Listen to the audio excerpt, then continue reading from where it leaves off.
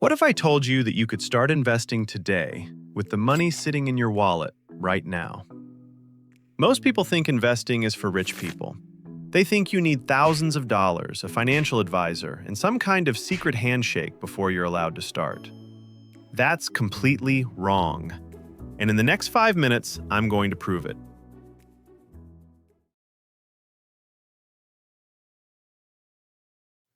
Here's the myth that's keeping most people broke.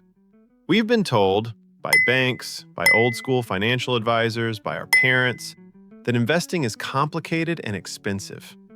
And honestly, 20 years ago, they weren't completely wrong. Back then, buying a single share of a big company could cost hundreds of dollars, and brokers charged you fees just to place a trade. But today, the game has completely changed. Fractional shares now exist. That means you can own a tiny piece of Apple, Google, or an entire S&P 500 index fund for as little as $1. $1. So let's break down what you can actually do depending on how much you have.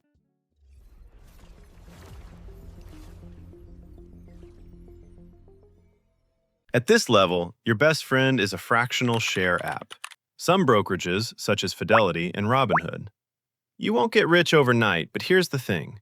That's not the point at this stage. The point is to build the habit. Because the investor who puts in $20 a month consistently will beat the person waiting to invest $5,000 someday.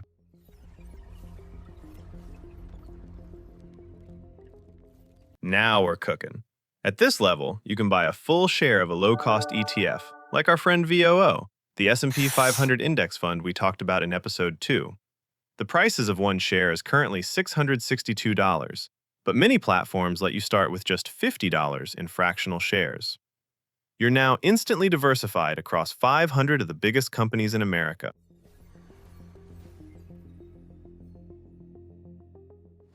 This is where you can implement the 3-fund portfolio we covered in episode 3, the lazy, set-it-and-forget-it strategy. 1 fund for U.S. stocks, 1 for international, and 1 for bonds. Done. But here's my honest, wise friend advice. Don't wait until you reach Tier 3. Start at Tier 1 today. Now, here's what no one talks about. The minimum amount you need to start investing isn't a dollar figure. It's a decision. I've spoken to people making $8,000 a month who haven't invested a single cent because they're waiting for the right time, or until they feel more educated, or until the market settles down. And I've seen 22-year-olds investing $30 a month from a part-time job who will retire millionaires, purely because they started early and stayed consistent. Compound interest doesn't care about your excuses. It only rewards one thing: time in the market. The best time to start was 10 years ago. The second best time? Right now.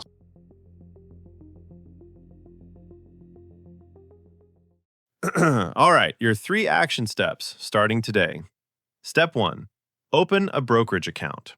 Fidelity, Schwab, and Vanguard are my top picks as they are popular, beginner-friendly options, and self-directed accounts can be opened with no minimum deposit. Step 2. Automate a small amount. I'm talking $20, $50, whatever doesn't hurt. Set up an automatic monthly transfer so it happens without you having to think about it. Remove the emotion. Remove the decision. Step 3. Buy one simple ETF. If you don't know where to start, just buy VOO or VTI, the total U.S. market. That's it. You now own a tiny piece of over 3,500 American companies. You've just done what most adults never do. Investing isn't about how much you start with. It's about the fact that you started. You're no longer waiting on the sidelines. You're in the game. And that makes all the difference. In the next episode, we will be discovering the real cost of waiting 1 year to start investing. If this helped you, hit subscribe, because your wise friend is here to cut through the noise and give you the truth about money. See you in the next one.